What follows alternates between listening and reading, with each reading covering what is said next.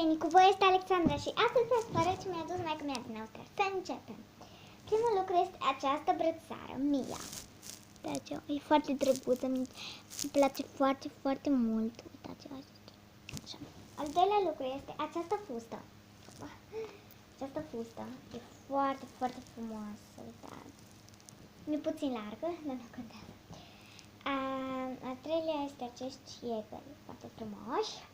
Al patrulea este tot acești iegări cu Sofia. Da. Nu știu când, asta este tenis cu Săiluna. Mama. Aceste sandale.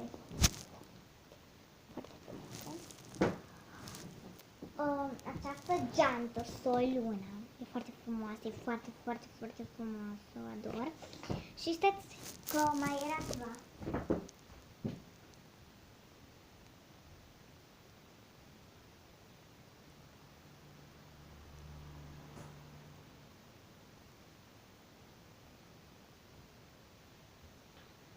Nu-l găsesc, dar să-l caut un costum de baie cu mine.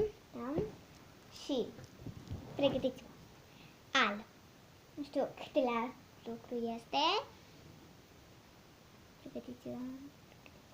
Jurnalul Violetei! Nu cred! În sfârșit îl am, deci e foarte frumos. Aici este modelul Violetei. Descălziți-mi.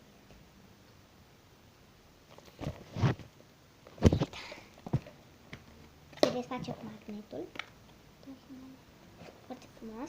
Aici are asta. Și încoace asta.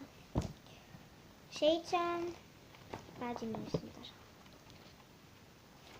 Am scris aici undeva. Am scris aici Leon. Știu. Și pe prima pagină am scris ceva. Da, ceva secret. Da, e foarte frumos și nu vine să cred, ale l-am, deci e foarte frumos, foarte, foarte frumos și aici și aici, deci nu vine să cred, dar l-am.